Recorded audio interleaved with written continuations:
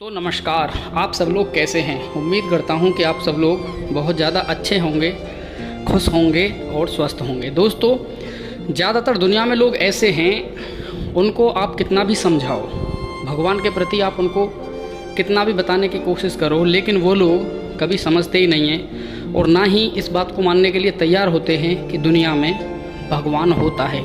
वो यही बोलते हैं कि भगवान होता ही नहीं है। तो आज मैं आपको एक छोटी सी स्टोरी के माध्यम से समझाने की कोशिश करूंगा और बताता हूं कि दुनिया में भगवान है। बगैर भगवान के इस दुनिया को कोई नहीं चला सकता। भगवान हैं और भगवान हर परिस्थिति में हमारी मदद भी करते हैं और वो हमारे साथ ही रहते हैं। भगवान हैं। एक छोटी सी मोटिवेशन स्टोरी है और कृपया आप ध्यान से सुनना। एक नगर में एक मानिक चंद नाम का एक सेठ रहता था। वो बहुत ही भगवान की अरदास और आराधना करता था। भगवान में उसकी बहुत ज़्यादा आस्था थी। वो एक नदी के किनारे सुबह सुबह टहलने जाया करता था और वहाँ से आने के बाद में घर आता, नहाता धोता, अगरबत्ती करता और भगवान की आराधना करता था, अर्चना करता था, भगवान को याद करता था। इसी तरीके से काफ़ी दिन तक चलता रहा और उसका जो व्यापार चल रहा था, उसका जो बिजनेस था, वो बहुत ही आसमान की बुलंदियों को छू रहा था। एक दिन उसके मन में शंका हुई और जब वो भगवान की आराधना कर रहा था, अगरबत्ती लगा रहा था, तो उसने भगवान से कहा कि भगवान, वैसे तो मैं आप में बहुत विश्वास मानता हूँ, लेकिन फिर भी आप कुछ ऐसा चमत्कार करके मुझे ये एहसास कराओ कि आप मेरे साथ हो और आप हो, ताकि मुझको ये विश्वास हो जाए कि हाँ, भगवान है। तो एक दिन जब रात को वो सो रहा था तो उसको एक सपना आया और सपने में किसी ने, संत ने या समझ लो भगवान ने ही उसको ये बताया कि जब तू नदी के किनारे सुबह सुबह टहलने जाता है तो तू कभी भी ये देखने की कोशिश करना कि जब तू चल के जाता है तो वहाँ तेरे कदमों के साथ साथ दो और कदमों के निशान होंगे। अगर वो निशान बन जाएं तो समझना कि भगवान भी तेरे साथ साथ सुबह सुबह टहल रहे हैं और तेरे साथ हैं। जब वो सुबह को जगा तो उसे बड़ी खुशी हुई और वो सुबह जैसे नित्य प्रतिदिन जाता था नदी के किनारे टहलने, व्यायाम करने, वो सुबह जगा और नदी के किनारे पहुंच गया। जब वो नदी के किनारे चल रहा था तो वहाँ पे थोड़ा रेत था, तो वो क्या देख रहा था कि उसके कदमों के जो निशान पड़ रहे थे उसके साथ साथ दो पैरों के निशान और बन रहे थे। तो अब उसको बहुत खुशी हुई। उसको वास्तव में एहसास हो गया था कि हाँ, सच में ही भगवान है। तो फिर वो अपने घर आया। आने के बाद में नहाया धोया, भगवान की आराधना की, अगरबत्ती लगाई और अपने काम पर चला गया।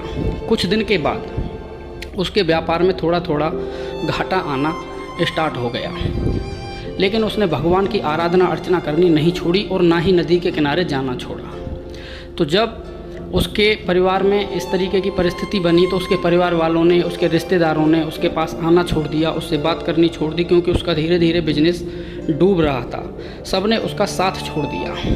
तो वो एक दिन जब नदी के किनारे टहल रहा था तो उसने देखा कि आज उसके टहलने के साथ साथ जो दो निशान भगवान के बन रहे थे पैरों के, आज वो निशान नहीं बन रहे हैं। तो अब उसको बहुत ज़्यादा क्रोध आया और वो सोचने लगा कि सब बोलते हैं कि भगवान हर परिस्थिति में हमारे साथ होते हैं, लेकिन अब तो जैसे लोग मेरा साथ छोड़ के चले गए, मेरे बुरे वक्त में भगवान ने भी मेरा साथ छोड़ दिया और वो भगवान के बारे में बहुत क्रोधित हो गया।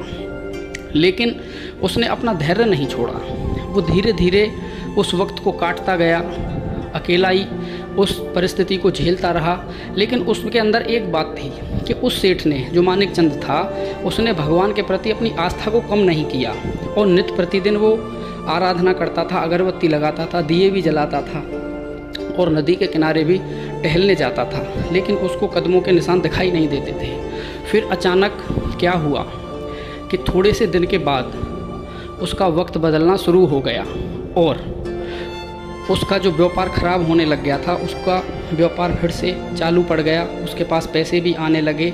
धीरे धीरे कुछ महीनों में उसका बिजनेस जैसे पहले चल रहा था उससे भी अधिक चलना शुरू हो गया। तो उसे थोड़ी खुशी होनी स्टार्ट हो गई और वो बड़ा खुश रहने लगा। अब एक दिन जब वो सुबह को नदी के किनारे टहल रहा था तो अचानक क्या देखता है कि आज उसके कदमों के साथ साथ वो दो निशान जो भगवान के पैरों के थे वो भी निशान बनने शुरू हो गए। अब तो वो और ज़्यादा क्रोधित हो गया और भगवान को वहीं पर ये बोलने लगा कि मैंने तो सुना था कि भगवान हर परिस्थिति में अपने भक्त का साथ नहीं छोड़ते हैं।